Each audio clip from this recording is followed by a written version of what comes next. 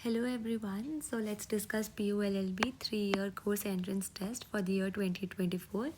You know the basic criteria that there are 100 questions, 90 minutes with a negative marking of 1/4 of the marks of the each question is deducted for every wrong answer. So let's discuss with starting with question number 1 without much of an ado. Question number 1 asks, how many UNESCO heritage sites are there in India? So for that year 2024, the correct answer would have been C 42. However, if we are analyzing it today for this year's exam, we need to know two things. Number one, that today in the year 2026, if this question is asked, how many UNESCO heritage sites are there? So there are 44 heritage sites in India as of till date, right? And how is it bifurcated? There are cultural sites, 36 in number, natural sites, 7 in number, and 1 mixed site. So you cannot remember all of them. You should know the one mixed site, the only mixed site, which is Khancheng Zunga in Sikkim. Okay. And you should also know the latest edition from the year 2024 till 26. So 43rd site, which was added in 2024 is Moidams. So Moidams is the mound burial site of the Ahom dynasty in Assam. And the 44th site, which was recently added in 2025, is Maratha military forts, Maratha military landscapes in Maharashtra and Tamil Nadu. So the forts built by Maratha military landscapes are included in the UNESCO heritage site. This is how you will be discussing the entire question paper and you will be analyzing the questions. So this was a GK question, a current affair question, and it was a moderate question. Moderate to difficult question. If you know, you know. If you do not know, you cannot take any guesses here. Question number 2. Which country has the Iron Dome air defense system? This is again a current affair question and an easy question because it was mostly in news that Israel has built the Iron Dome air defense system. An easy question. Question number 3. What is the name of the rocket that launched Chandrayaan 3? The correct answer for this is LVM-3, Launch Vehicle Mark 3. Mach is the speed of the launch vehicle. So the correct answer for this is option A, Launch Vehicle Mark 3, LVM-3. This is a moderate question, a current affair question from the news and a moderate question. Question number 4. On October 9, 2022, which village was declared as the first round-the-clock solar-powered village in India? The correct answer for this is Modhera. Modhera is in Gujarat. So for the year 2024, it's not exactly a current affair question, but this was very much in news around that time. So if you read the newspaper daily, you would remember that Modhera is the solar-powered village in India, the first one. Question number 5. Justice D.Y. Chandrachud is. So based in the year 2024, this was the current affairs. And the correct answer was 50th. But for preparing for this year examination, what you should know? The incumbent officer. So currently the Chief Justice of India is Justice Surya Kant and he is 53rd Chief Justice of India. Okay, you should remember this. Question 6. Where is world's tallest Nataraja statue situated? The correct answer for this is B, Bharat Mandapam in Delhi. So this holds the tallest Nataraj statue of the entire world. Question number 7. This question was finally omitted in the final answer key. The correct answer, however, was 7th May, based in the year 2024. So, when is the World Asthma Day celebrated? That is the question. So, it is celebrated on the first Tuesday of May. And for the year 2024, it was coming on 7th May. So, the correct answer was 7th May. However, it is not a fixed date. The fixed day is there, that is first Tuesday of May will be held as the World Asthma Day. However, technically this was omitted. Question 8. Which of the following is not matching in the group? Option A, Amrita Shergill. B, S.H. Raza. Option C, M.F. Hussain. Option D, S.P. Balasubramaniam. The correct answer for this is option D, because all these are famous painters. However, S.P. Balasubramaniam was a playback singer. Okay, so that is how all these are. S.P. Balasubramaniam is different from the group. This is a moderate question. Question number 9. Which of the following countries of Southeast Asia India shares a maritime boundary with? So what does the question ask? That India की जो भी maritime boundary है, maritime boundary मतलब जो सी वाली boundary है, ऊपर वाली बाउंड्री तो होती है अलग, बट जो सी वाली बाउंड्री है उसमें कौन सी साउथ ईस्ट एशियन कंट्री, जो यहाँ पर इतनी सारी साउथ ईस्ट एशिया में कंट्री है, वो कौन सी बॉर्डर टच करती है? The correct answer for this is option A, Indonesia, because जो हमारे यहाँ पे अंडमान निकोबार के आइलैंड्स हैं वो यहाँ पर इंडोनेशिया के साथ जाके मिलते हैं. तो हमारी सी वाली जो बाउंड्री है, पानी वाली जो बाउंड्री है, वो हमारी इंडोनेशिया से टच होती है. This is a moderate question. When ever you start reading geography and Indian geography, physical geography, you start that कि इंडिया की बाउंडरिंग कंट्रीज कौन सी है, एंड उसमें आप सिर्फ लैंड वाली नहीं करते, आप उसमें मैरीटाइम वाली भी करते हो, मरीन वाली भी करते हो. और question number 10. Chandipur on sea is situated in which among of the following states? So the correct answer for this is option A, Orissa. तो उड़ीसा के बालासोर डिस्ट्रिक्ट में ये जगह है जहाँ से यूजुअली इंडिया की स्पेस वाली जो सारे हम भेजते हैं, जो भी हम मिसाइल्स वगैरह की टेस्टिंग वगैरह करते हैं, वो सारी यहाँ पर होती है. तो ये भी न्यूज़ में होता है, तो ये भी करंट अफेयर से ही डिराइव किया गया है. एंड मॉडरेट डिफ़िकल्ट क्वेश्चन है, बिकॉज जो वो APJ कलाम वाला जो वो पूरा लॉन्च पैड वगैरह सारा है, वो सारा उड़ीसा के उसी साइड पे आता है, चांदीपुर वाले एरिया में. Question 11. Which of the following has India's first smart tribal village been inaugurated? The correct answer for this is option C, Jammu and Kashmir. Again ये करंट अफेयर्स का क्वेश्चन है, रोट लर्निंग वाला क्वेश्चन है. तो जो भी क्वेश्चंस आप न्यूज़पेपर में आप देखें, जो भी फर्स्ट पूछते हैं, लार्जेस्ट पूछते हैं, टॉलेस्ट पूछते हैं, वो सबको आपने याद रखना है. It's a moderate question. Question number 12. What is the common name of calcium sulphate hemihydrate? The correct answer for this is plaster of Paris, C. Calcium sulphate hemihydrate का मतलब है CaSO4, हेमीहाइड्रेट मतलब हाफ H2.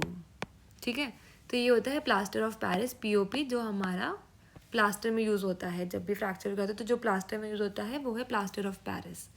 पर इसके अलावा हम बाकी options भी देखेंगे, because this can be asked. Science की GK है ये basic C. What is bleaching powder? Bleaching powder is calcium oxychloride, CaOCl2. ठीक है. What is slaked lime? तो स्लेक्ड लाइम क्या होता है? Calcium hydroxide, CaOH2. ठीक है. एंड डिटर्जेंट तो बेसिक डिटर्जेंट है. ठीक है, तो ये हमें करना है. This is a moderate question, moderate to difficult question. GK का, साइंस का क्वेश्चन है. If you know you know. Question number 13. Again a science question, GK का. British scientist J.J. Thomson was awarded Nobel Prize in Physics in 1906 for the discovery of. Option A, electron, proton, neutron, radioactivity. तो इसमें आपने ये नहीं सोचना कि हमें 1906 का नोबेल प्राइज़ पूछा. That is not the current affairs that they are asking. ये एक बहुत बेसिक सा है जो हमने क्लास 9-10 में पढ़ा होता है कि इलेक्ट्रॉन्स किसने डिस्कवर किए थे. तो ये उल्टा क्वेश्चन है कि डिस्कवरी ऑफ इलेक्ट्रॉन्स किसने किया है. The correct answer is a, electron. Electron का डिस्कवरी किया है J.J. थॉमसन ने. It's a moderate question, road learning question. अगर आपको आता है, नहीं आता तो you will get confuse in the exam centre, exam setting. Question number 14. Which of these is not an allotropic form of carbon? तो carbon के जो भी डिफरेंट एलोट्रॉपिक फॉर्म्स होते हैं, मतलब कि different structural forms of the same element that exhibit different physical characteristics. तो diamond, graphite, fullerene, ये तीनों के तीनों ही कार्बन के अलग अलग एलोट्रोपिक फॉर्म्स होते हैं। ग्रेफाइट सॉफ्ट होता है, डायमंड हार्ड होता है, फ्यूलरीन का C60 वाला स्ट्रक्चर होता है। एंड क्वेश्चन में उन्होंने पूछा है नॉट, तो नॉट को बहुत ध्यान से पढ़ना है यहाँ पर। एंड जो करेक्ट आंसर है वो यहाँ पर है option D, none of these, because ये तीनों के तीनों ही कार्बन के एलोट्रोप्स हैं। Question number 15, which of the following group of elements contain the noble gas. Again ये साइंस का क्वेश्चन है, बट ये फाइनल की में ओमिटेड था, तो हम ये नहीं डिस्कस करें। But again if I would have to answer this, ये एक डिफिकल्ट क्वेश्चन है, रोड लर्निंग का क्वेश्चन है। अगर आपका साइंस का बैकग्राउंड होगा तो ही आप शायद अटेम्प्ट कर पाओगे। Question number 16, again science question, what is the pH of human blood. तो करेक्ट आंसर इसका 7.4 है कि वो ना ही एसिडिक होता है ना ही बेसिक होता है, वो ऑलमोस्ट न्यूट्रल सा होता है। 7.4 का pH होता है ह्यूमन ब्लड का। आई think it's a moderate question, you might get confuse 7 और 7.4 के बीच में, but the correct answer is option B, 7.4. Who among the following, question number 17, established the Mahila Seva Mandal and Native Female School in Pune? तो पहली बात तो आप पुणे से थोड़ा गेस कर सकते हो, और फीमेल स्कूल और फर्स्ट महिला सेवा मंडल से आप लोग गेस कर सकते हो, क्योंकि इसमें जो मोस्टली काम किया है विमेन लिटरेसी से रिलेटेड, विमेन अपलिफ्टमेंट से रिलेटेड, वो किया है सावित्रीबाई फूले ने। ठीक है, सावित्रीबाई फूले और ज्योतिबा फूले, इन दोनों का जो कपल था, उन्होंने काफ़ी ज़्यादा डेवलपमेंट की है महाराष्ट्र के रीजन में फॉर अपलिफ्टमेंट ऑफ विमेन, उनकी एजुकेशन से रिलेटेड। अनदर ट्रिविया यहाँ पर आप लोग याद जो कर सकते हैं वो है अरुणा आसफ अली के बारे में। तो अरुणा आसफ अली को grand old lady of India कहते हैं। तो that is how you will analyse the previous year question, कि आप अलग ऑप्शंस को भी आप चेक कर लो कि ग्रैंड ओल्ड लेडी कहते हैं अरुणा आसफ अली को, जिन्होंने रेडियो के माध्यम से काफ़ी इंडियन इंडिपेंडेंस मूवमेंट में योगदान दिया था। Now again an easy question, you have to answer it in the comment sections below, that grand old man of India किसको कहते हैं। ठीक है, you have to answer this in the comment section below. Question number 18, it relates to constitutional and criminal law. It asks whether the doctrine of proportionality is applied by the judiciary to test what? Option A, the reasonable balance between laws and government actions. Option B, validity of a constitution amendment act. Option C, encroachment by the central government in the legislative jurisdiction of states. Option D, validity of the speaker's decision on the anti-defection laws. So the correct answer for this is option A. So doctrine of proportionality means that the actions that are taken by the government machinery are proportionate to the laws that are framed for it. इसका मतलब ये है कि अगर कोई भी law बना है गवर्नमेंट का, जैसे कि अगर थेफ्ट है, सपोजिटली एग्जाम्पल दे रही हूँ कि उसके लिए सज़ा 3 साल की है, ये तो हो गया आपका लॉ। बट जो थेफ्ट किया है बंदे ने, वो सपोजिटली एक सिंपल सी चीज़ का किया है which is of very low value, supposedly 100 rupees का। तो अगर वो उसके लिए भी 3 साल की मैक्सिमम सज़ा दे दे, और इसके अलावा जो 1 लाख की चोरी करे उसको भी 3 साल की सज़ा दे दे, तो it will not be proportionate. तो जो भी ऑफेंस कमिट किया है उसके प्रोपोर्शनेट ही पनिशमेंट मिलनी चाहिए, तो इसका मतलब होता है प्रोपोर्शनेट। सिमिलरली आप कोई और एग्जांपल ले सकते हैं जिसमें वो कह रहे हैं कि जो भी लॉ बनाया गया है, जो भी लेजिस्लेटिव पॉलिसीज ड्राफ्ट की गई हैं, it should be balanced, there should be reasonable balance between the laws and the government actions that are taken, right. It's a moderate question. You can also derive it from the options by a logical fluke, and you can attempt it, right? Question number 19. The Jataka Tales, a collection of Buddhist fables, originated in which Indian language? तो जो जाटका tales होती हैं, ये एक Buddhism की त्रिपीठिका books होती हैं, 3 पीठिका, त्रिपीठिका। तो ये जो बुद्धिस्ट महात्मा बुद्ध, इनके बारे में एक्सप्लेन करती है, इनके प्रीचिंग एक्सप्लेन करती है। तो ये किस लैंग्वेज में है? So they are in Pali language, and this is a moderate question of GK, history और culture, and it's a moderate question because जो भी बुद्धिज़्म से रिलेटेड टेक्स्ट हैं वो मोस्टली पाली लैंग्वेज में ही दिए गए हैं। And you should also remember कि जाटका टेल्स आप लोग पढ़ें, एंड वो बुद्धिज़्म से रिलेटेड हैं, वो त्रिपीठिका का पार्ट हैं। ठीक है, we move on to the next question, question number 20। The autobiography titled Wings of the Fire belongs to, किसने लिखी है ये book? It's again a GK question, books question, English language question. And it's a moderate question because Wings of Fire is a very prominent book written by Dr. APJ Abdul Kalam, our former president and a great scientist, rocket man of India.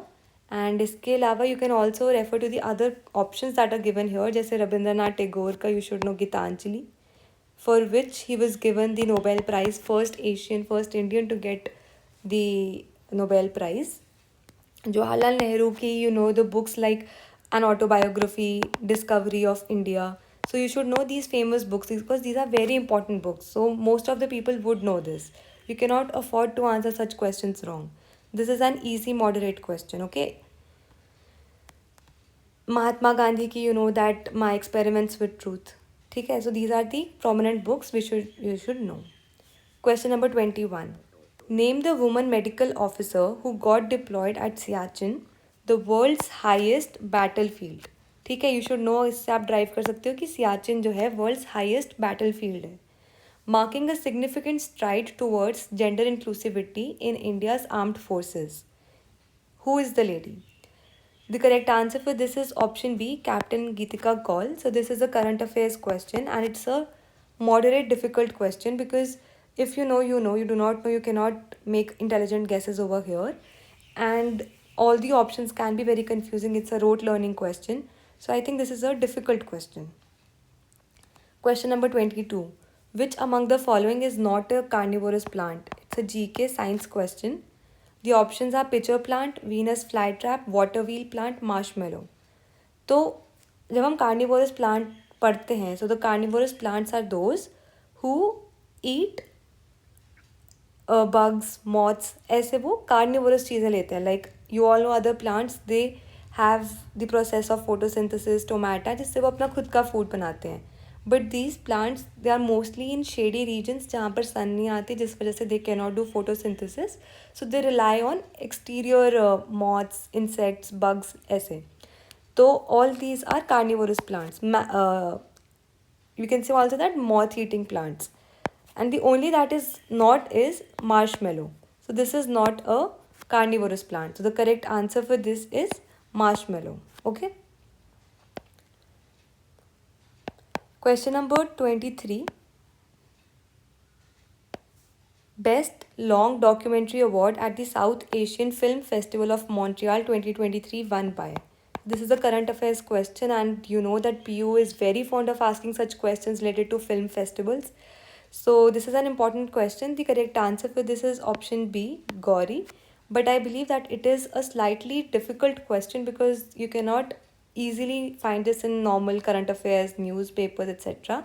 It is also difficult to remember each and every award at the film festival. But for further question papers, you should only remember that you give enough importance to questions related to film festival. Whenever such news come, you should read it. You should remember such awards that were given. But as far as reading this previous year question, it is of no importance for you. Okay. Question number 24. It's a GK question and a difficult question asking year. Gandhi Peace Prize Award was instituted by Government of India in which year? The correct answer for this is option D, 1995. It's a rote learning question, a difficult question because this is not commonly in the books given. So I think this is a difficult question. Question 25. This is again a current affair question. Who received Lifetime Achievement Award at Filmfare Awards 2024? The correct answer for this is B, David Dhawan. And again, you know the Pew's fondness and love for Filmfare Awards. So please ensure that whenever you are attempting in a particular year, you read all the awards, you remember all the awards that were given. Okay. Question 26. Which institution announced special awards to artists above 75 years of age? The correct answer for this is option A, Sangeet Natak Academy. It is again a current affairs question and a difficult question because number one, the options are quite similar. Lalit Kala Akademi, Sahitya Kala Akademi. So the options are very, very similar. Also, it is not in the common news that we all read. So it's a difficult question, I would say. Question 27. India announced a USD 250 million line of credit to which country for modernization of its agriculture sector, enhance bilateral ties in areas of defense, trade, healthcare, etc. The correct answer for this is option A, Kenya. This is again a current affair question, and I think it's a moderate question because this was in news and you can know this, but all the options are also quite similar, so in that sense it can be difficult. But yeah, it was a current affair question. Question 28, it is a GK science question. The process by which ammonia is converted into nitrate is. The correct answer for this is option D, nitrification. And you should know the entire nitrogen cycle. So it starts with nitrogen fixation. Nitrogen fixation में क्या होता है? Atmospheric nitrogen is converted to ammonia. So atmospheric nitrogen is converted to ammonia, and this is done through nodules in the leguminous plants which contain Nitrosomonas bacteria. After this, ammonification happens in which the organic matter is converted to ammonia. Okay. And then denitrification क्या होता है? Nitrate is converted back to nitrogen gas. Okay, so in this way you have the entire nitrogen cycle, जहाँ पे atmospheric nitrogen convert हो जाती है nitrogen nitrates में, nitrite में, और उसके बाद वो पूरा का पूरा वो प्रोटीन सिंथेसिस वगैरह सब करके वापस नाइट्रेट नाइट्रोजन गैस में कन्वर्ट हो जाती है.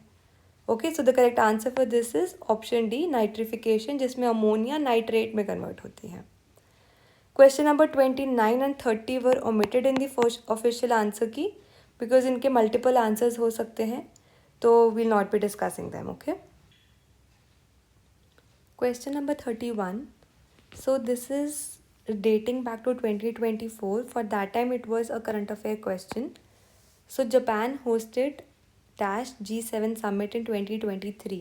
The correct answer for this is at that time A, 49th. But for today's paper you should know that G7 इसके जो 7 members हैं आपको वो सारे के सारे पता होने चाहिए. US, UK, Canada, France, Germany, Italy और जापान. ठीक है, और साथ में EU भी इसका मेंबर है. सेकेंड पॉइंट आपको पता होना चाहिए वो होना चाहिए कि जो इसकी 2026 वाली जो समिट है वो कहाँ पर हो रही है. सो this is taking place in France. And जो 2025 में हुई थी वो थी कनाडा में. एंड ये कौन से नंबर वाली होएगी इसी से आप निकाल सकते हैं. It is the 51st. तो all these things you should know. जब आप प्रीवियस ईयर क्वेश्चन डिस्कस कर रहे हैं तो you should know this. And I think this is a moderate question and based on this question you can analyse and you should know that G7 के कितने members हैं, कौन से members हैं. 2026 वाली 51st समिट है, ये फ्रांस में हो रही है, एंड 2025 में कनाडा में हुई थी. ठीक है, उससे पहले वाली भी बता देती हूँ. 2024 वाली हुई थी इटली में. ठीक है. Question 32. Which two cities jointly secured the cleanest city title at the Swachh Sarvekshan Awards 2023 with one of them winning the accolade for the 7th time? तो आई थिंक इंदौर हम सबको पता है कि ये हर बारी ही मिलता है इसको, तो एक तो इनमें से इंदौर है ही, तो ये तो कट ही गया. ठीक है, अब बाकी बचा कि सेकंड कौन सी सिटी थी जिसको इसके साथ जॉइंटली अवार्ड मिला है. ठीक है, तो Kerala is not a city, ये भी कट गया. The correct answer for this is option D, Indore and Surat. And I think this is a moderate question, current affair का question. It is a moderate question because you all should remember कि awards जो भी है उन सबको पढ़ लेना, अच्छे से याद करना, because awards they mostly ask. Again a current affair question, question 33. The Kashi Tamil Sangamam 2023 was inaugurated on this date at which city? ठीक है. The correct answer for this is option A, Varanasi. This can be a slightly complicated question but it is a current affair question, तो ये commonly news वगैरह में पढ़ा ही है. ठीक है, it's a moderate question. Question 34. What is the name of the joint military exercise between Indian and US Army Special Forces? So the correct answer for this is B, वज्र प्रहार. तो जो भी डिफेंस एक्सरसाइजेज होती हैं हम उन सब की लिस्ट एक होती है और वो हम प्रोवाइड करते हैं अपने लेक्चर्स में. So this is a road learning question, but if you know that जो अराउंड 10-15 नाम होते हैं मिलिट्री एक्सरसाइजेज के जो एवरी ईयर कंडक्ट होते हैं, so it's an easy doable question in that sense, but it's a road learning question. ठीक है, this is a GK question. Question 35, it's a law question, IPC का. The term acid as defined under explanation 1 of section 326B of IPC 1860 includes. तो ये पूछ रहे हैं जो acid attack की एक न्यू डेफिनेशन इंसर्ट हुई थी सेक्शन 326B में, उसमें एसिड का डेफिनेशन क्या दी गई है. So I will give you a small trick. अगर आप श्योर नहीं है किसी आंसर के लिए, you can try it, but it is not foolproof. ठीक है, मतलब हमेशा मत अप्लाई कर देना, you might end up going negative. Okay, तो क्वेश्चन है any substance which is acidic in nature, acid है तो, ऑफ corrosive कैरेक्टर, ये भी है, is of burning in nature, capable of causing bodily injury leading to a scar और disfigurement और temporary और परमानेंट डिसेबिलिटी. ठीक है, तो अगर आप देखेंगे तो सबसे कॉम्प्रिहेंसिव ये है, तो ये तो होना ही चाहिए बिकॉज एसिड अटैक की डेफिनेशन में सबसे कॉम्प्रिहेंसिव है. बट ये भी कहीं ना कहीं ट्रू ही लग रहे हैं, and because it's a criminal provision which is strictly interpreted, तो जो मैंशन होगा उसको स्ट्रिक्टली ही इंटरप्रेट करेगी कोर्ट्स. तो लेजिस्लेटर्स क्या करते हैं mostly, they try to give a very comprehensive definition. तो मोस्टली इसमें सारे के सारे इंक्लूड होंगे and answer would be D, all of the above. ठीक है, I think it's a doable question, moderate question, easy question. Question 36, again a law question, IPC question. Which of the following statements regarding abetment under Indian Penal Code is correct. तो ये offence of abetment के बारे में पूछ रहे हैं. Abetment क्या होता है, जब कोई बंदा किसी दूसरे बंदे को भड़काता है कोई और ऑफेंस कमिट करने के लिए. ए ने बी को भड़काया कि बी जाके सी का मर्डर कर दे, तो ऑफेंस तो बी ने किया है मर्डर का, बट इसको भड़काया किसने, ए ने. तो ये जो भड़काने वाला एक्ट होता है वो होता है अबेटमेंट, एंड जिसने भड़काया है वो होता है अबेटर. ठीक है, and this is a criminal offence. Options क्या हैं, abetment of an offence requires the act to be committed by the abettor directly. तो अब इसमें ए ने ऑफेंस कमिट क्या किया, अबेटमेंट का. ए ने बी को भड़काया है ताकि सी का मर्डर करे बी. ए ने डायरेक्टली मर्डर थोड़ा ना किया है सी का. तो this cannot be a requirement कि अबेटर ए खुद बी का मर्डर करे, ये रिक्वायरमेंट नहीं हो सकती. ऑप्शन बी, अबेटमेंट में involve instigation, engagement in conspiracy और intentional aid to commit an offence. Abetment के ऑफेंस में क्या बोला है इसने कि वो किसी को इंस्टिगेट कर दे, कि भड़का दे उसके अगेंस्ट कि तुम सी का मर्डर करो.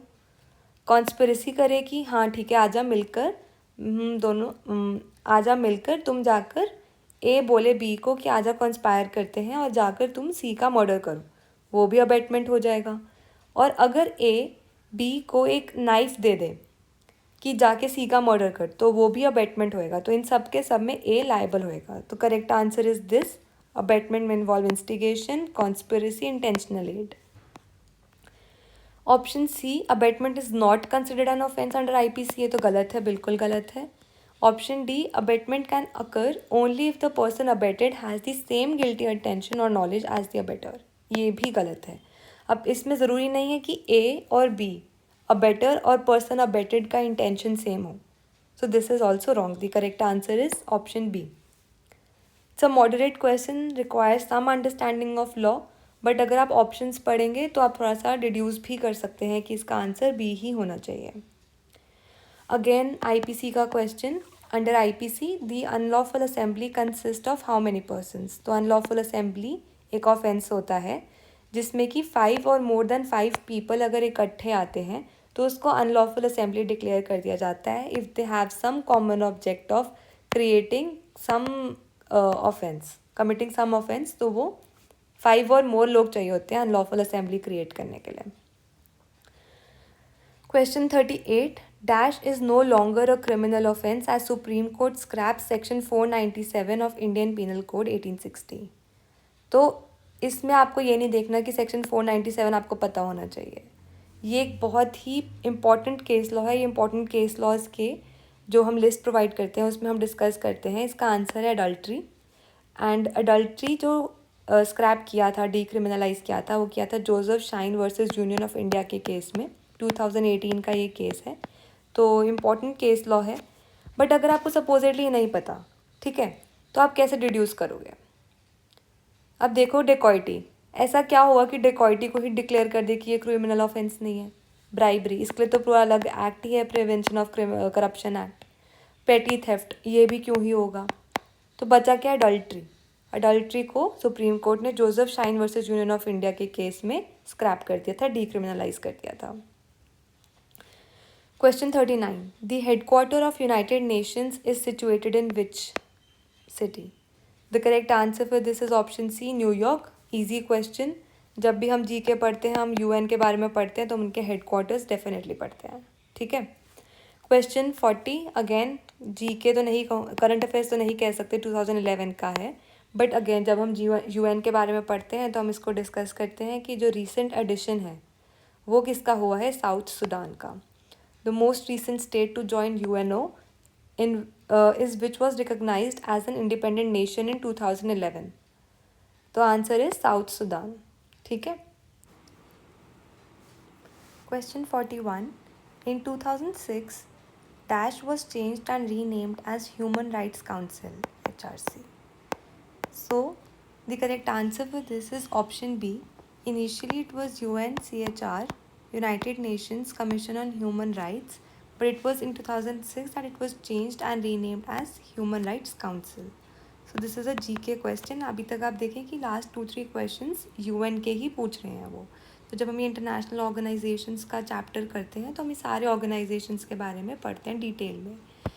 इसके साथ साथ यू शुड नो कि अभी इसका चेयरपर्सन कौन है एंड अभी इसका हेड कहाँ पे, अभी इसके हेड कौन है, इसका हेड क्वार्टर्स कहाँ पे, ये सब आपने एडिशनली पढ़ना है साथ में, ठीक है। I would not go into these details वरना वीडियो बहुत लंबी हो जाएगी, बट जब हम क्लासेस में पढ़ते हैं तो हम इसको बहुत डिटेल में पढ़ते हैं अच्छे से।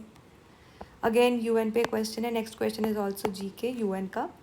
इन which year did the UN general assembly adopt the resolution called uniting for peace resolution? So the correct answer for this is option B, 1950। तो बैकग्राउंड क्या था इसका? इसका बैकग्राउंड ये था कि कोरियन वॉर हो रहा था एंड सिक्योरिटी काउंसिल के बीच में डेडलॉक हो गया था वीटो पास को लेके, इसलिए उन्होंने यूनाइटिंग फॉर पीस एक रेजोल्यूशन पास किया था 1950 में। इसको अडॉप्ट किया था 3 नवंबर 1950 को। क्वेश्चन 43 अगेन यूएन का क्वेश्चन है, जीके का क्वेश्चन है।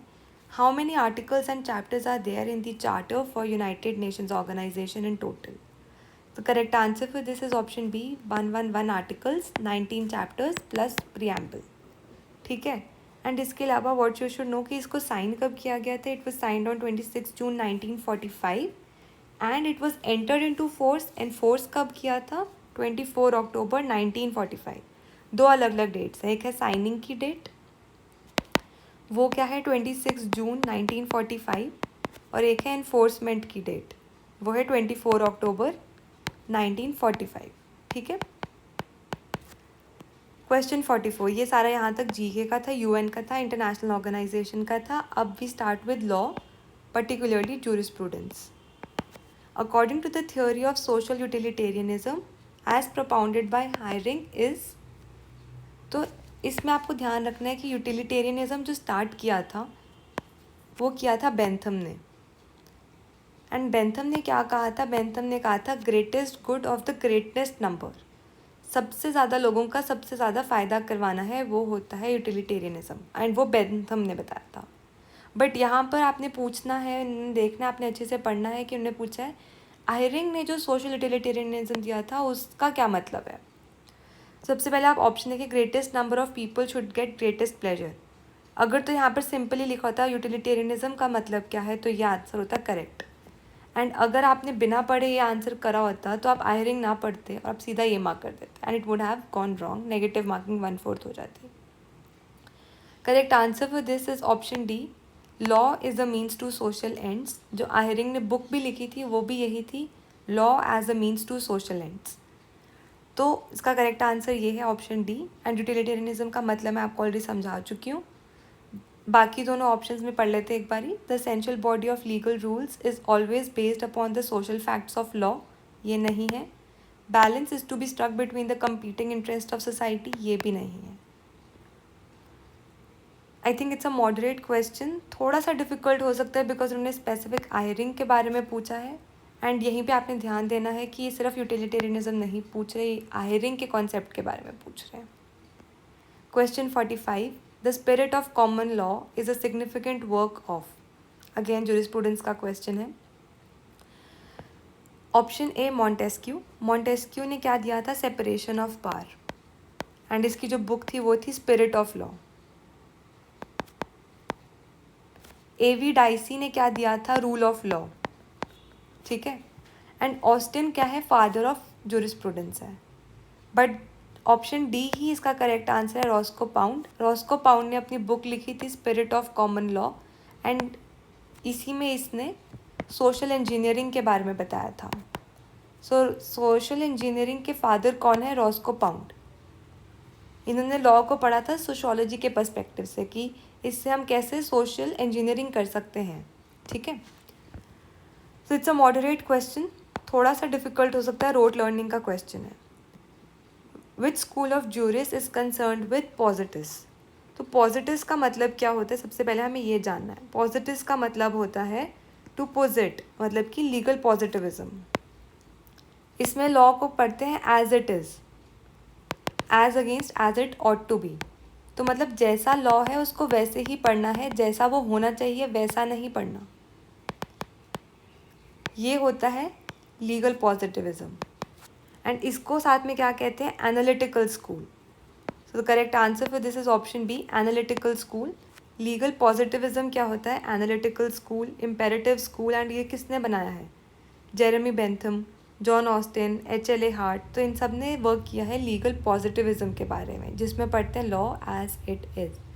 एनालिटिकल स्कूल भी कहते हैं इसको, इम्पेरेटिव स्कूल भी कहते हैं इसको, एंड इसमें वो लोग डिस्कस करते हैं law which is positive law, ठीक है। It's again a moderate question, jurisprudence के क्वेश्चंस मोस्टली रोट लर्निंग के क्वेश्चंस ही होते हैं। Who wrote the book law and modern man, it's a slightly difficult question because हम ये कॉमनली इतना नहीं पढ़ते, तो इसका जो करेक्ट आंसर है, जो ऑप्शंस दिए हैं वो भी काफ़ी कॉम्प्लिकेटेड दिए हैं उन्होंने, एंड इसका जो करेक्ट आंसर है वो है ऑप्शन सी, जेरेमी फ्रैंक। इसने लिखी थी ये book law and modern man. अब यहाँ तक जो क्वेश्चंस थे लॉ के वो थे जूरिस्प्रूडेंस के। Now we move on to law के ही क्वेश्चंस हैं, बट हिंदू लॉ के, फैमिली लॉ के। Question number 48, under section 6C of the Hindu Minority and Guardianship Act, the natural guardian of a married minor girl is, तो minor का हमेशा father होएंगे, but यहाँ पे मैरिड माइनर गर्ल पूछा है, तो correct answer is option C, husband. 49, one person is said to be an agnate of another, तो ये भी एक इम्पॉर्टेंट कॉन्सेप्ट है हिंदू लॉ का ही, जिसमें वो बोलते हैं कि एग्नेट्स कौन होते हैं।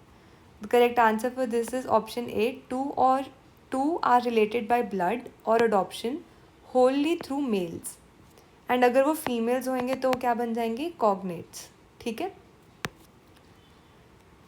It's a moderate question because हम हिंदू लॉ के स्टार्टिंग में ही ये टर्मिनोलॉजीज पढ़ लेते हैं, तो मॉडरेट क्वेश्चन है ये। Question number 50, a marriage may be solemnized between any two Hindus if, तो ये हिंदू मैरिज के एसेंशियल इंग्रेडिएंट्स पूछ रहे हैं। ऑप्शन है, neither party has a spouse living at the time of marriage, true, मतलब कोई और भी लिविंग स्पाउस नहीं होना चाहिए, इसमें लिविंग वर्ड इंपॉर्टेंट है। Option B, the bridegroom has completed the age of 21 years, मतलब कि मेल के 21 years, and the bride the age of 18 years at the time of marriage, तो ये भी करेक्ट है। जब तक नया लॉ नहीं आ जाता, अमेंडमेंट करने की बात कर रहे हैं लोग कि दोनों की एज को ही 21 बना दिया जाए, जब तक ये नहीं होता तब तक it's 21 and 18. The parties are not sapindas of each other unless the custom or usage governing each of them permits a marriage between them. तो ये भी ठीक है। सपिंडास क्या होता है ये भी हम पढ़ते हैं, जिसमें कि कोई भी दो पार्टीज़ जो मैरिज कर रहे हैं वो रिलेटेड नहीं होने चाहिए किसी भी तरह से। अगर इनके एंसेस्टर्स कहीं पे भी सेम है तो वो रिलेटेड हो जाएंगे, वो सपिंडास हो जाएंगे, तो सपिंडास नहीं होने चाहिए वो। तो ये तीनों के तीनों ही करेक्ट हैं, तो correct answer is D, all of the above. Question number 51. An adoption can be made by Hindu male, Hindu female, both, only A and not B. तो I think this option is anyway superfluous because only A में तो यही click कर दोगे ना आप, ये क्यों इस पर क्यों टिक करोगे. एंड जो करेक्ट आंसर है वो है इसका 51 का option number C, both A and B, both Hindu male and female can adopt. तो ये सारे क्वेश्चंस हिंदू लॉ के थे and these are moderate questions अगर आप हिंदू लॉ पढ़ोगे तो. ठीक है. Question number 52. It's again a question of law, but it is more relating to current affairs because it was highly in news at that time. So there was a case going on in Punjab and Haryana High Court, and it finally quashed Haryana's 75% private job reservation law, declaring the act unconstitutional. So they are asking which act was declared unconstitutional. तो हरियाणा में क्या हुआ था कि उन्होंने private job में reservation up to 75% बना दी थी and Punjab Haryana high court ने उसको क्वॉश कर दिया था. तो कौन सी एक्ट के कौन से प्रोविजन को क्वॉश किया था? The question is asking this. Correct answer for this is option number C, the Haryana state employment of local candidates act 2020. ठीक है. So in this case it was declared as null and void. तो जो employees state insurance act है ये तो insurance से deal कर रहा है. एससी रिजर्वेशन एक्ट है वो अलग ही है. तो जो हरियाणा की स्टेट एम्प्लॉयमेंट था लोकल कैंडिडेट्स का उसको क्वॉश किया गया था इसमें. So this is the correct answer. It's a moderate question, current affair question, अब तो इतना रेलेवेंस है नहीं इसका. Question number 53. Sabarimala temple case dealt with the entry of women aged what. ठीक है. तो Sabarimala temple case you all know it's a very famous case. सबसे पहले तो आपको पता होना चाहिए कि इस केस का नाम क्या है. Indian young lawyers association case versus union of India. ठीक है. तो इस केस में सबरीमाला टेम्पल के जो एक प्रोविज़न था कि menstruating women can not enter and see the shrine of Lord Ayyappa जो केरला में है सबरीमाला टेम्पल, उसके एक प्रोविज़न को क्वॉश किया था. तो जो वुमेन थी, आपको अगर एज एग्जैक्टली भी नहीं पता तो आपको पता है वो मेंस्ट्रुएटिंग एज थी. तो obviously the option would be option D, 10 to 50 years. And the judgment in which it was declared null and void was this case and the ratio was 4:1 की majority से इसको क्वॉश किया था. तो 5 जजेस bench थी तब.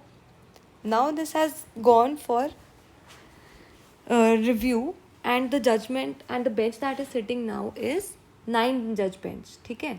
तो अब जो की बैठी है रिव्यू जो बैठा है सुप्रीम कोर्ट में वो है 9 जज bench and it is under review for now. ठीक है. So this is again a moderate, actually easy question only. ठीक है, because from the options you can derive it very easily. Question number 54. Who among the following vice presidents in India resigned from his office to contest the elections of president? So it's a GK question, but I think it's an easy question because ये थोड़ा common सा ही है, काफ़ी ज़्यादा आता है अगर हम GK पढ़ें. तो करेक्ट आंसर इसका है ऑप्शन बी, वी गिरी, जो कि एक वाइस प्रेसिडेंट थे जिन्होंने रिज़ाइन किया था ताकि वो प्रेसिडेंट के इलेक्शन लड़ सके इन द ईयर 1969. ठीक है.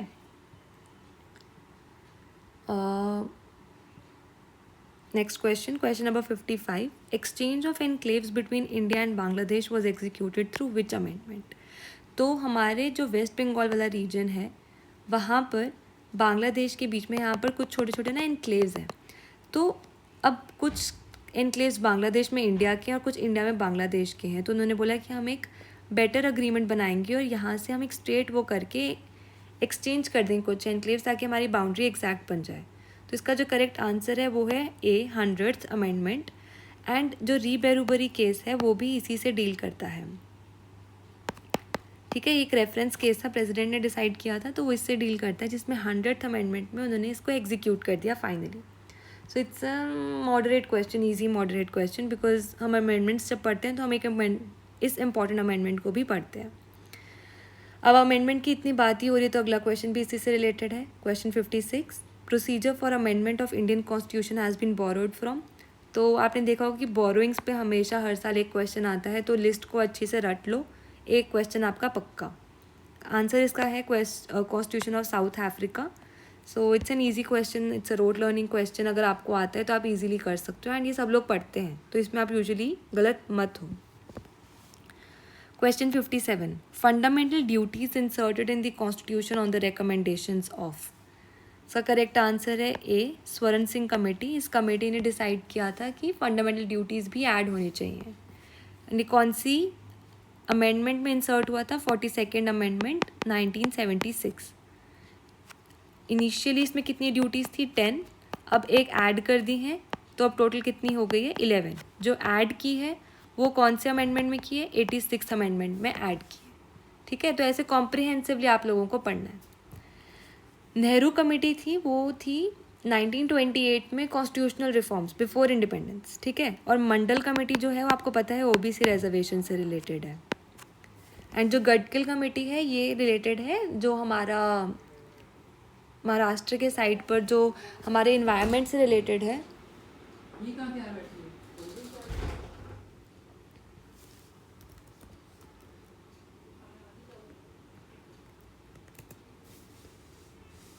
जो हमारी गडकिल कमेटी है वो हमारी वेस्टर्न घाट से रिलेटेड कमेटी है जो उनकी प्रोटेक्शन से रिलेटेड बनाई थी.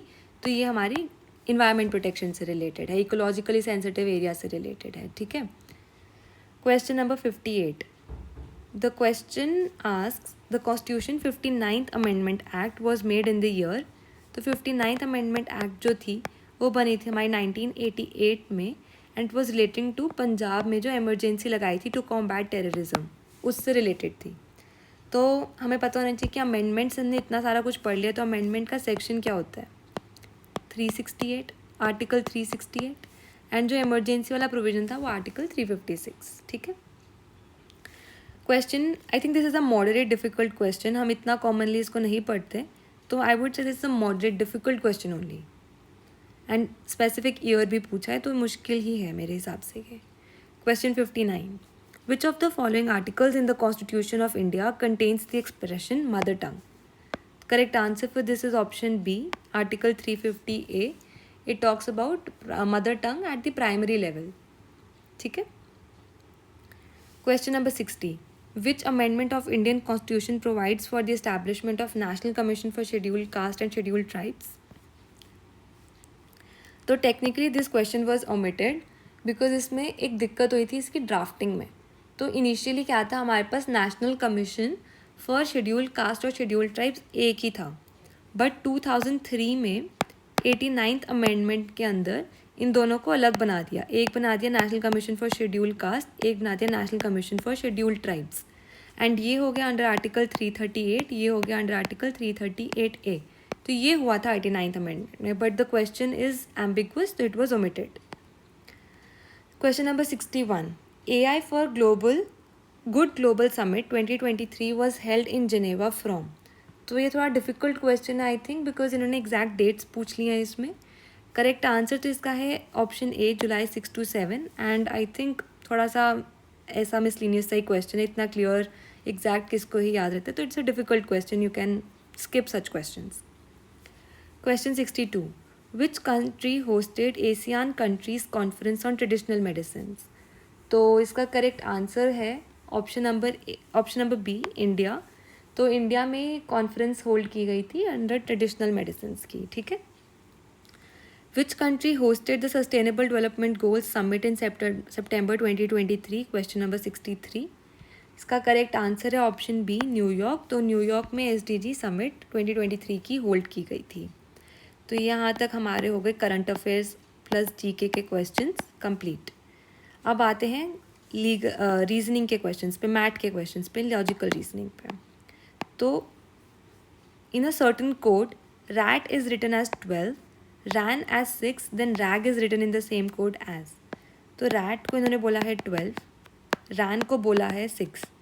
सबसे पहले आप क्या करोगे, आप ABCD का सारे नंबर्स याद करोगे. पेपर में जाके लिख लो चाहे अगर याद नहीं हो रहा.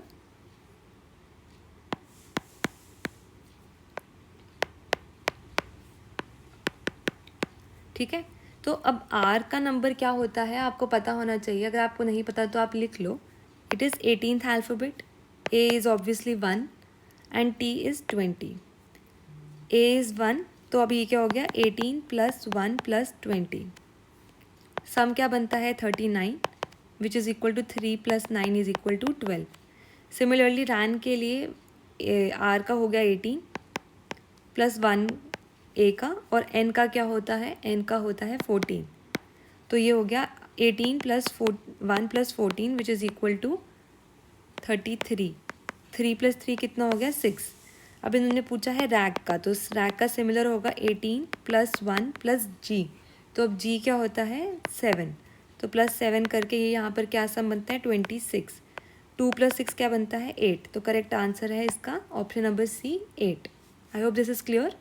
जब भी ऐसा कोई क्वेश्चन आए इन सब के नंबरिंग लिख लो, ए का 1, बी का 2, 3 का सी, 4 डी का 4, ऐसे ऑनवर्ड्स, या फिर याद कर लो बेटर. ठीक है. Question number 65, it's again a reasoning question. A is the son of C, C and Q are sisters, Z is the mother of Q, and P is the son of Z. 4 statements are given to you. Which of the following statements is true? So let's draw it. First, A is the son of C. Since he is a son, he is a male obviously, but since it's mentioned that A is the son of C, so for C you cannot say that it is the father or mother. So it's a female or a male. You cannot say that. Next statement, C and Q are sisters. So C and Q are sisters. That means both are female because they are sisters. So that means that C is the mother of A. Z is the mother of Q. So Z is the mother of Q. So it's the mother of C as well. And P is the son of Z. So P is the son of Z. So Z is the mother who has 3 children, 2 daughters and 1 son. Which of the following statements are true? P and A are cousins. No, because they are of different generations. So this is false. P is the maternal uncle of A. So since P is the brother of C and A is the son of C, so P and A, what's the relationship between them? Is that P is the maternal uncle of A. So this statement is correct. Q is the maternal grandfather of A. This is wrong because Q is, first of all, he is not of the generation of grand because he is just the generation of his mother. And second, he is not father because she is a female. Q is a female, so it cannot be true. So this statement is also false. C and P are sisters. This statement is false because P is the brother of C. Okay. So the correct answer for this is option B. P is the maternal uncle of A. Okay. It's an easy question. You can derive it by using all these statements very carefully. Just draw this diagram and you will be able to get to the answer very easily. Okay. Question number 66. If Raymond is written as 1, 2, 3, 4, DINESH is written as 6, 7, 5, 8, 4, 9, then HAMAM will be written as. It's an easy question, very easy question. But for this you have to see that both the same letters, the common letters, have the same number or not. So the only common letter here is N. And N is written as 5 and 5 in both the series given. Okay. So what you have to do is in HAMAM you have to see H will be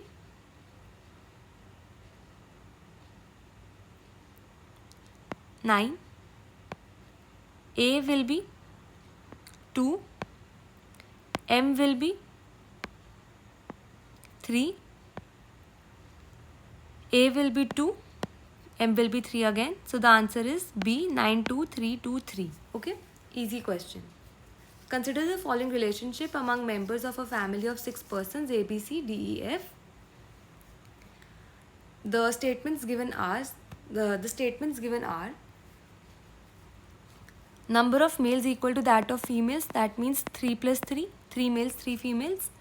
A and E are sons of F. So we'll draw it.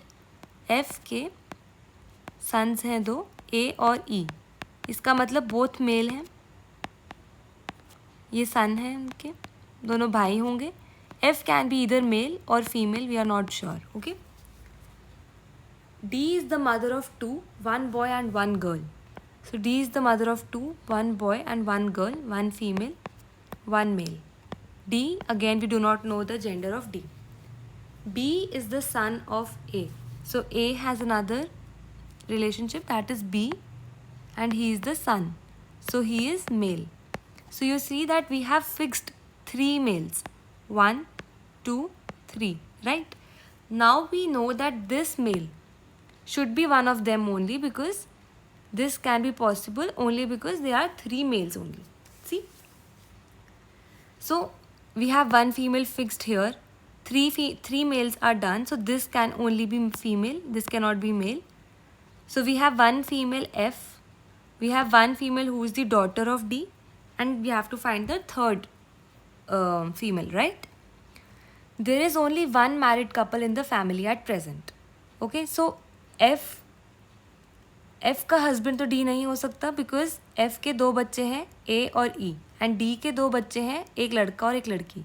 ठीक है, तो अब अगर ये लड़का है एक, तो हम देख सकते हैं, एंड इसके भी 2 बच्चे बता रखे हैं, F के भी 2 बच्चे बता रखे हैं.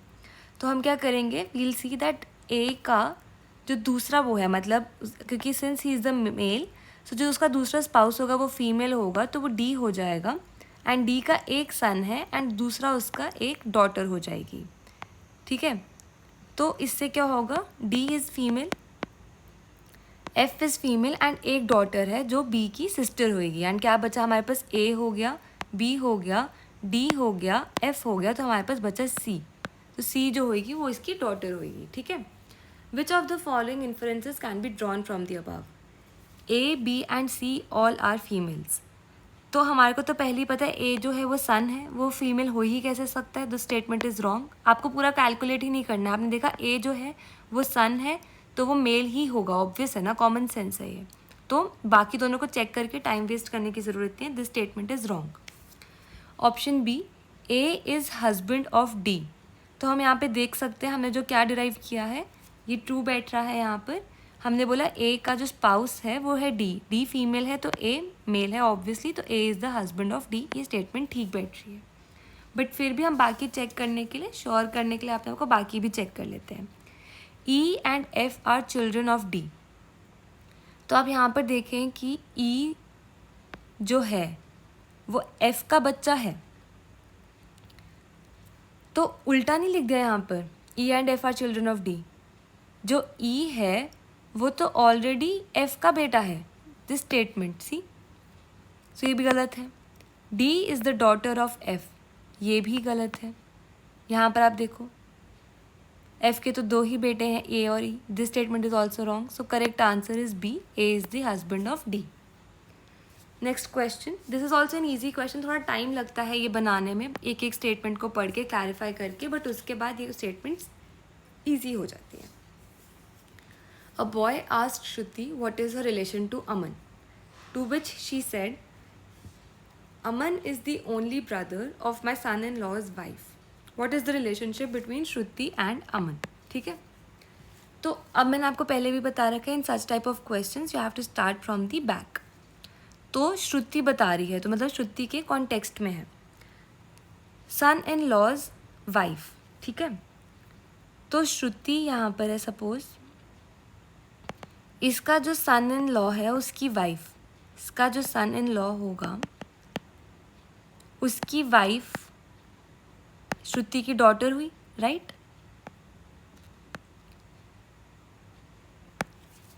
अमन is the only brother of my son in law's wife. तो वाइफ अगर डॉटर है तो इसका जो ओनली ब्रदर है वो क्या होगा, श्रुति का son. You get it, like I will explain it again. You see, Shruti का question number 68. A boy asked Shruti what is the relation to Aman, to which she said Aman is the only brother of my son in law's wife. What is the relationship between Shruti and Aman. तो मैंने आपको पहले भी बताया है, इन type के questions में आपको 2-3 चीज़ें ध्यान में रखनी है. सबसे पहले कि कौन बोल रहा है, तो श्रुति बोल रही है, एंड इसको स्टार्ट पीछे से करना है. तो श्रुति उसका जो सन इन लॉ है उसकी वाइफ मतलब कि श्रुति की डॉटर, ठीक है, उसका ओनली ब्रदर, तो वाइफ का ब्रदर मतलब डॉटर का ब्रदर, तो श्रुति का क्या होगा, सन.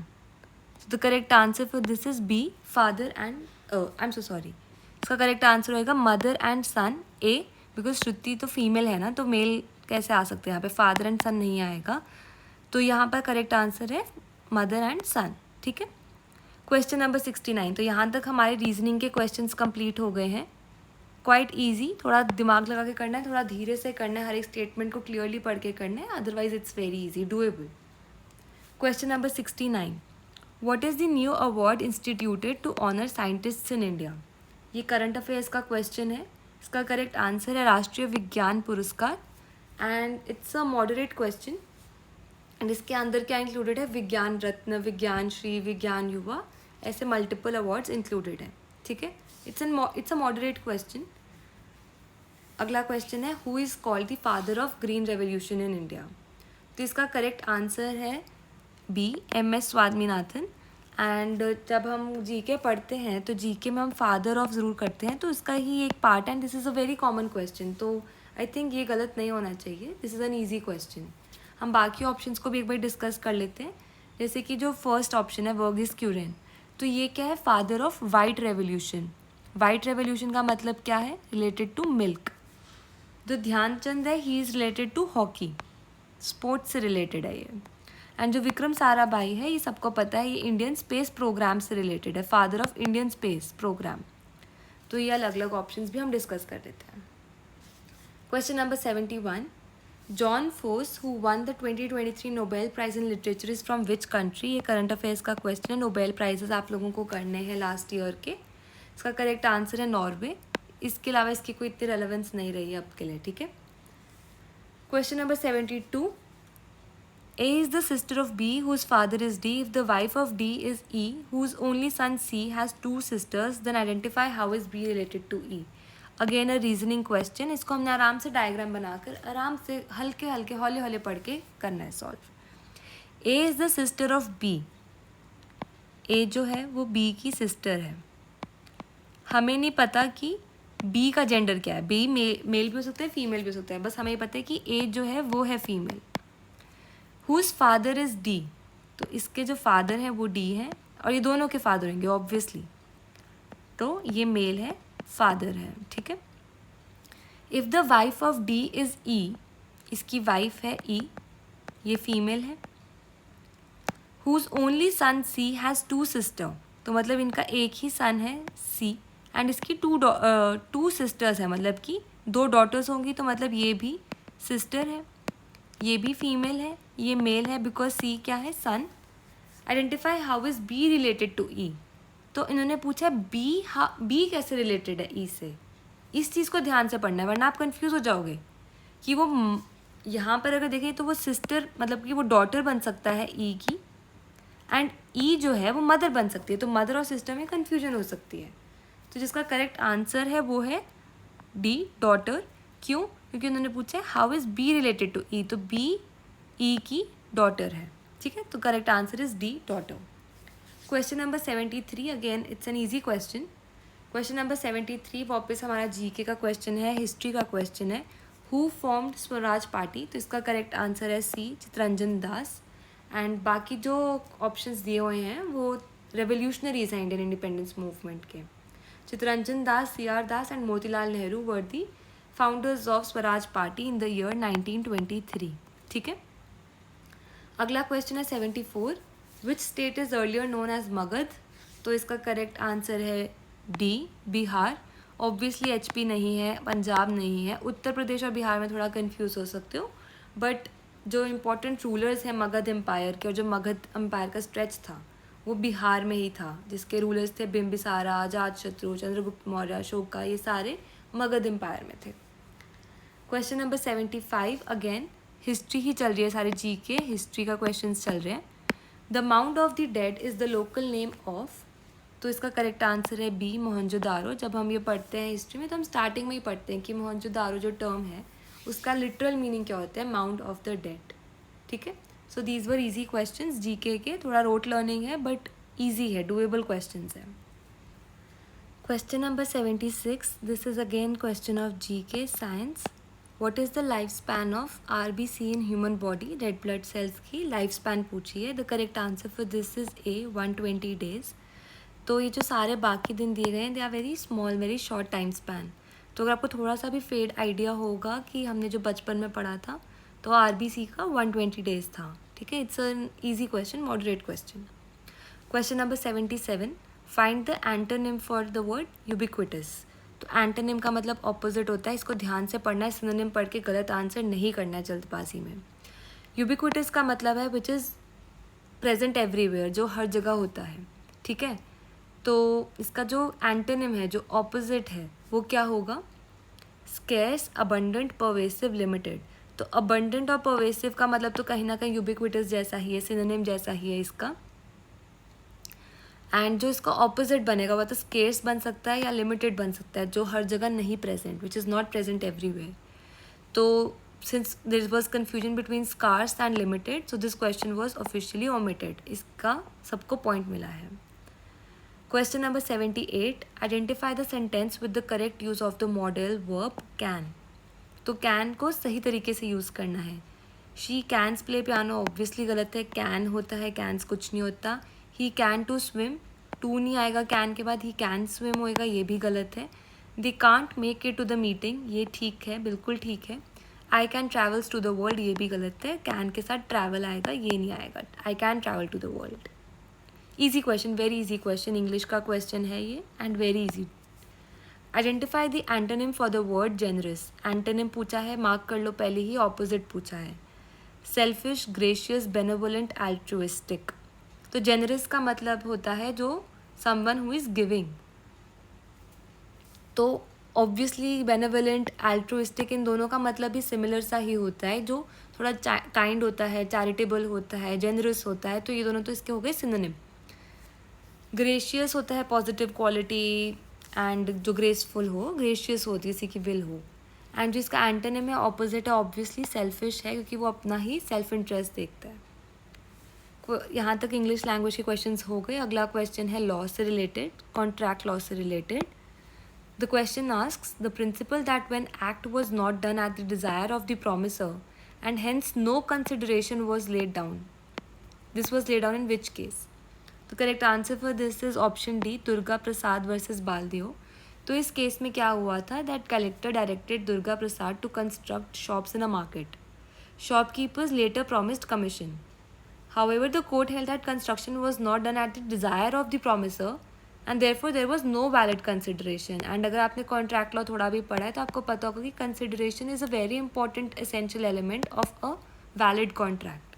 So it was no consideration and the contract was void. ठीक है. बाकी हम options भी discuss कर लेते हैं. तो जो डटन वर्सेस पूल है और जो ट्वीडल वर्सेस आर्टकिंसन है, ये डील करते हैं प्रिविटी ऑफ कॉन्ट्रैक्ट से. मतलब कि जो भी कॉन्ट्रैक्ट की दो पार्टीज़ हैं उनके बीच में कॉन्ट्रैक्ट होएगा एंड थर्ड पार्टी को अगर कुछ भी कॉन्सिक्वेंसेज होते हैं तो उसका क्या रिलेशन होगा, उसके क्या डैमेजेस और कॉन्सिक्वेंसेज होंगे, उस पर डील करता है. एंड अब्दुल अजीज़ वर्सेस मासूम अली डील्स विद ग्रेचुटस प्रोमिसेस. जो प्रॉमिस हमने किसी गुड फेथ, गुड विल में डाले होते हैं without expectation of anything in return, तो उनसे डील करते हैं अब्दुल अजीज़ वर्सेस मासूम Ali. Question number 81. Moses versus McFarlane is a case relating to. This again relates to contract law and इसका जो correct answer है वो है option number A. Theory of unjust enrichment. तो unjust enrichment का जो concept है वो develop किया है Lord Mansfield ने. And what does it say? It says that no person should unjustly enrich himself at another's expense. तो जो क्वाजी कॉन्ट्रैक्ट्स होते हैं, जो रेस्टिट्यूशन के केसेस होते हैं, जो अनजस्ट एनरिचमेंट होते हैं, इनका मतलब क्या होता है कि अगर किसी बंदे को किसी दूसरे बंदे की किसी गलती की वजह से कोई भी अनजस्ट, जो प्रोपोर्शनेट ना हो, वो बेनिफिट डिराइव करता है उससे, तो वो उसके लिए अनजस्ट एनरिचमेंट हो जाएगी and the other person would be obliged to follow it. तो ये दिया था मॉसेस वर्सेस मैकफर्लन के केस में, theory of unjust enrichment. Question 82 again contract law से डील करता है. Voidable contract is one. तो जब हम कॉन्ट्रैक्ट लॉ पढ़ते हैं तो हम सबसे पहले ही ये डेफिनेशंस एंड इनमें डिफरेंसेस पढ़ते हैं कि void, voidable and valid contract में क्या डिफरेंस है.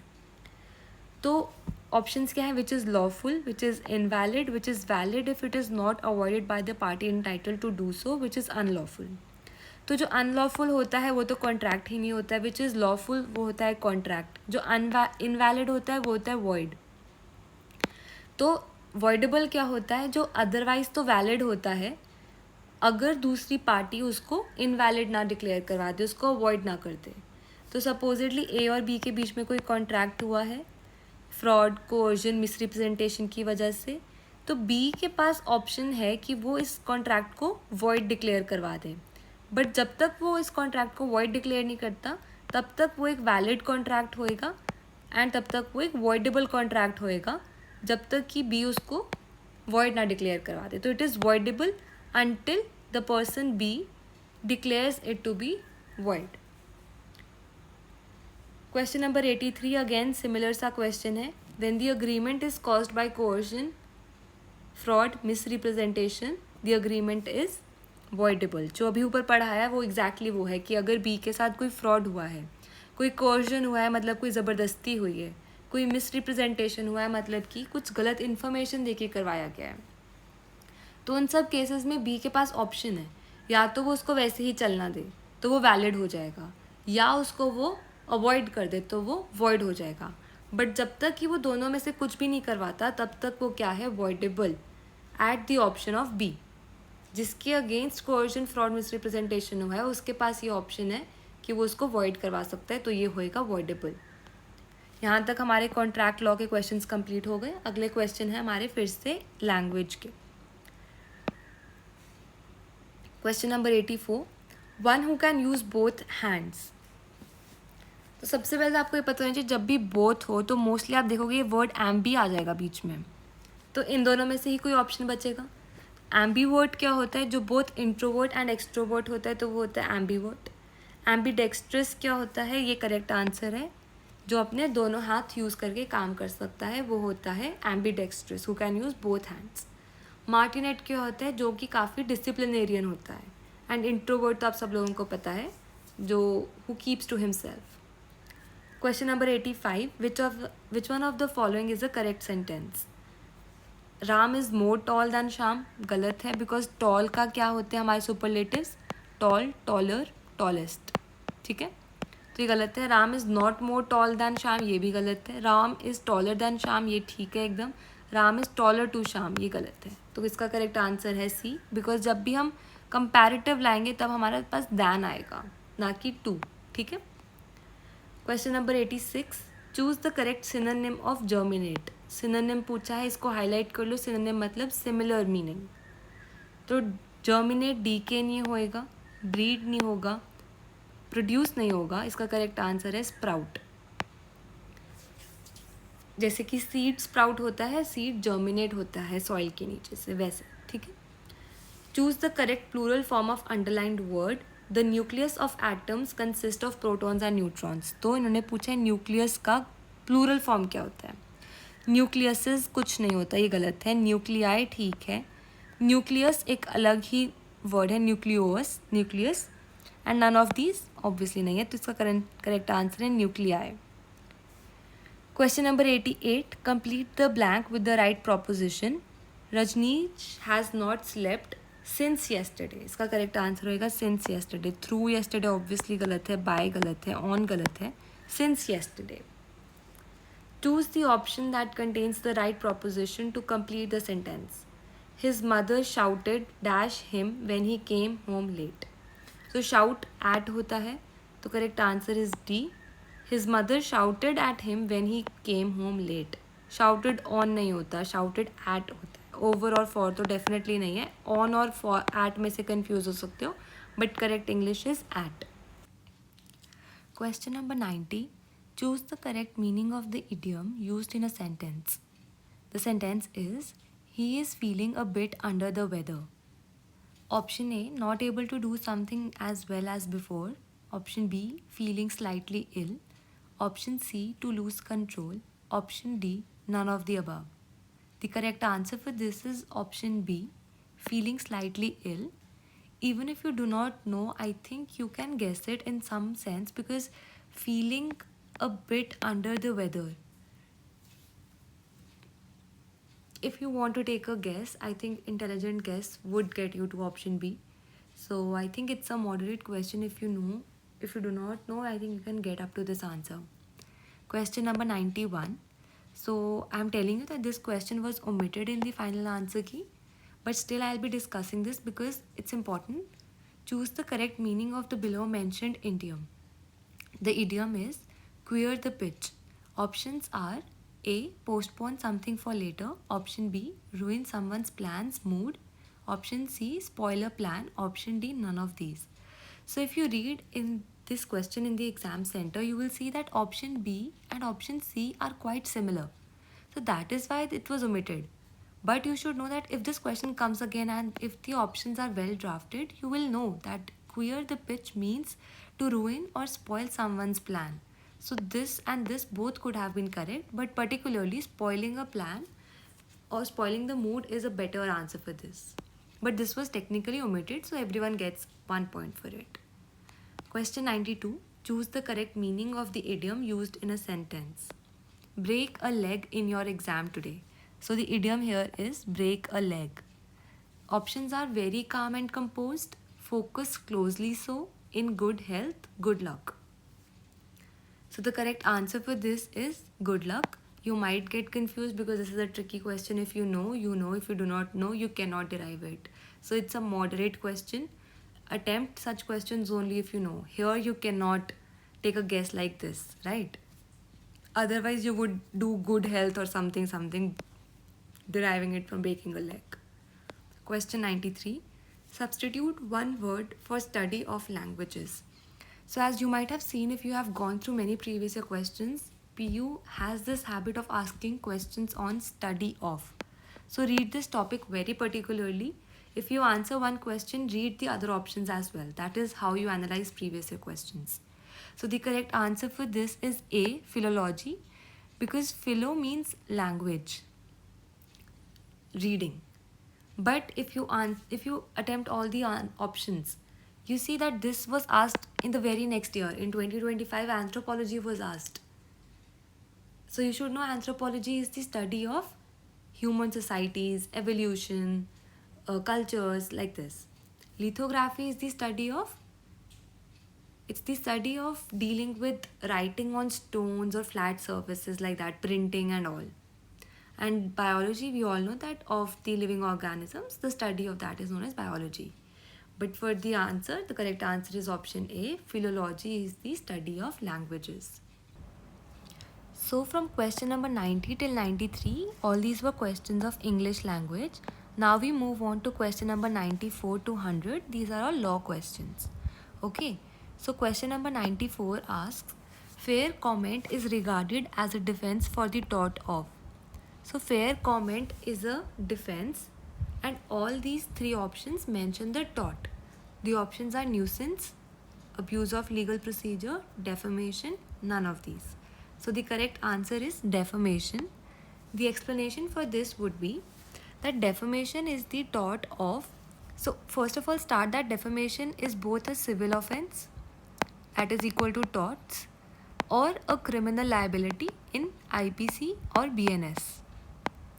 So it is liable both under civil and criminal wrong. What does defamation mean? Defamation means that when a person A says something about B which harms the reputation of B in the eyes of public. So fair comment means that any comment which is passed in a bona fide manner, an honest comment on matters of public interest, and such a comment would not be liable for the offense of defamation.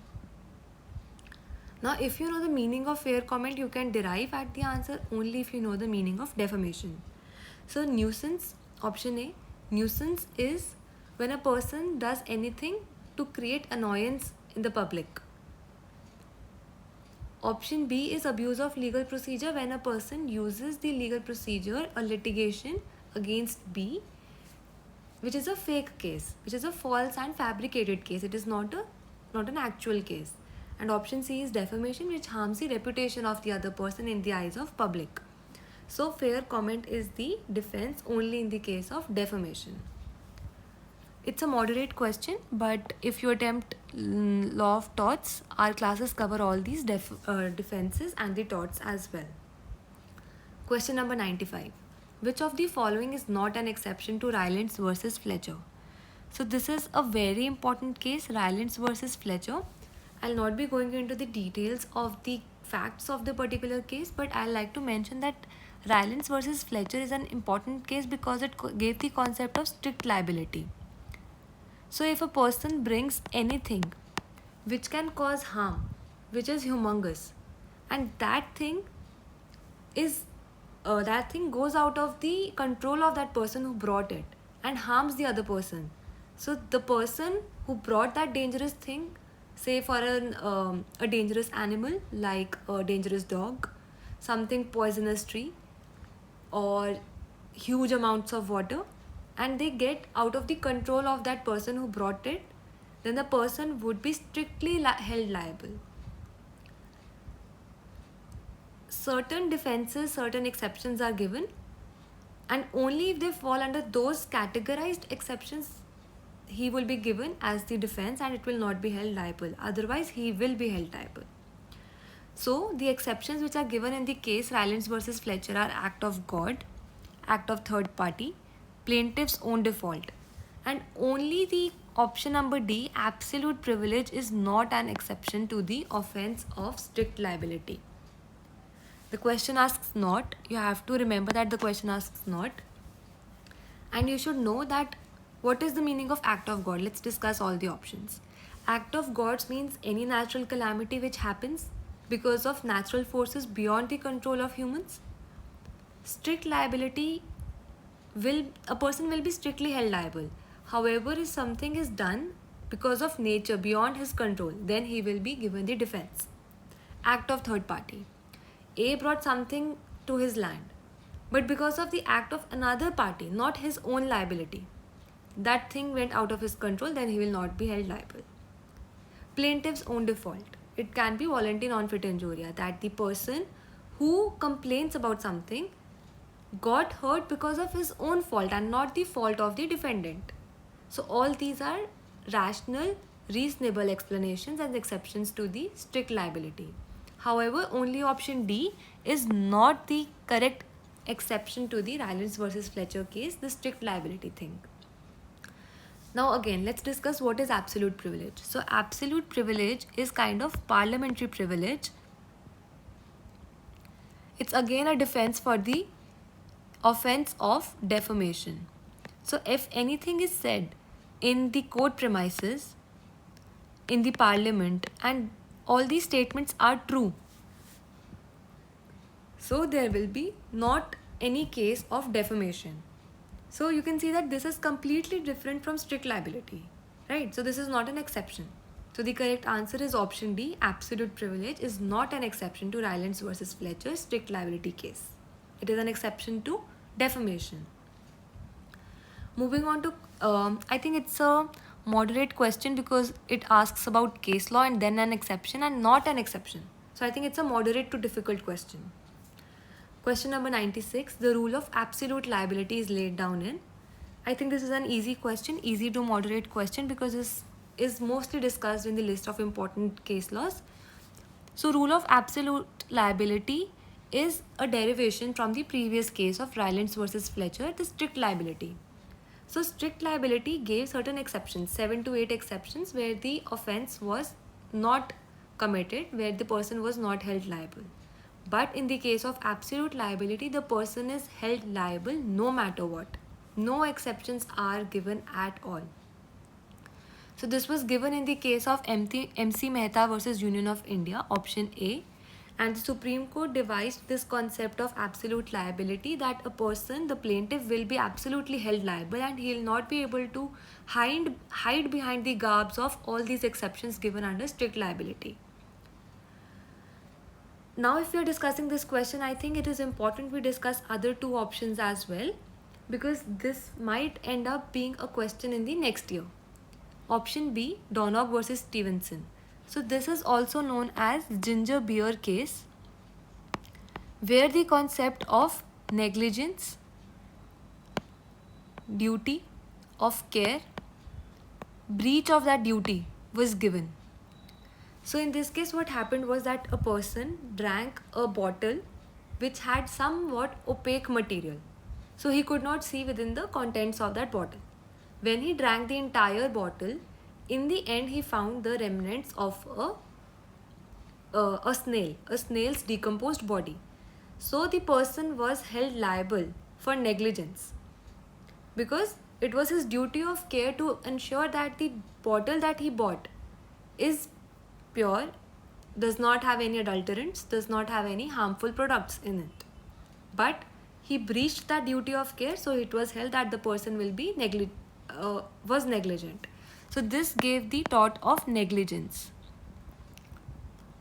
Let's discuss Wilkinson versus Wilkinson versus Downtown as well. So in the case of Wilkinson versus Downtown, this is a common law case which recognized for the very first time the tort of intentional infliction of mental shock. At the time, this was not covered under the law of negligence, but in this case, Wilkinson versus Downtown, it was held that a person who intentionally inflicts a mental shock will also be held liable. Right, so we discussed one question, but within that we discussed two more important case laws. The correct answer for absolute liability is MC Mehta versus Union of India.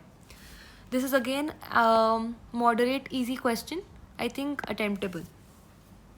Question number 97. Tort is a civil wrong for which the remedy is a common law action for unliquidated damages and which is not exclusively the breach of a contract or the breach of a trust or the other merely equitable obligation.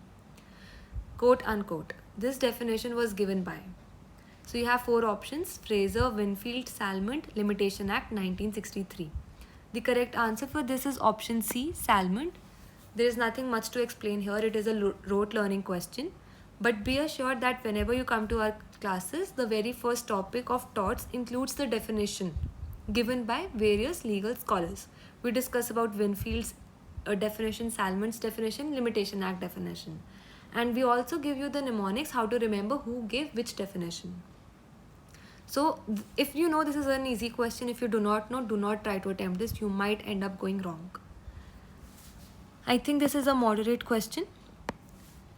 Question number 98. If there is a contract between A and B, and as a result of the breach of contract by A, injury is caused to C. So C here is third party, right? Who is a stranger to the contract? He was not a party to the contract. Party to the contract were A and B. Bring an action against A, whose breach of contract with B has also resulted in the commission of tort against C. This was laid down in which case? So, A and B entered into a contract. Injury was caused to C because of breach of contract by A. So C, who is a stranger to the contract, brings an action against A, whose breach of contract with A also resulted in the commission of tort against C. So this was held in the case of, the correct answer for this is option D, Donogh versus Stevenson. As I have already explained this case, this was the case of negligence. Here A and B, two retailers, had a contract. The company who purchased it, who produced it, and the company who purchased it. So both of these entered into a contract to buy and sell this bottle. And this bottle was purchased by C, who got ill because of the decomposed snail's body in the bottle. So C got hurt because of the contract between A and B, and A did not perform its duty of care. So this case held that C can bring an action against A as well. Okay, so the correct answer for this is that third party people who were not part of the contract can also bring a case of negligence. It is both a tort and a breach of contract. So this was held in the case of Donogh versus Stevenson, ginger beer bottle case. Let's discuss the other options as well, important ones. Haynes versus Harwood. So in Haynes versus Harwood, this was the this case established the rescuer's exception. So a person who gets hurt while rescuing another person, this mentions about this kind of exception, that supposedly A is drowning in water and B tries to rescue A. However, in the act of rescuing A, he gets hurt himself. So will A be liable for hurting B? So this gives the rescuer's exception, that the person who rescued the person who was drowning, whether he will be liable or not. Similarly, the case of Padmavati versus Duga Nayaka. So in the case of Padmavati versus Duga Nayaka, it is an important case where it was discussed that the doctrine of voluntary non-fit injuria. This is the immediate next question. So you should remember that Padmavati versus Duga Nayaka, it gave the concept of voluntary non-fit injuria. So what happened in this case was, I will describe the facts in very brief. A entered into a car which was driven by B. So it was his voluntary act to enter into that car. Now B, who was driving the car, was not responsible enough and was driving negligently, because of which the car got into an accident. So the car got hurt. The person who entered into the car also got hurt.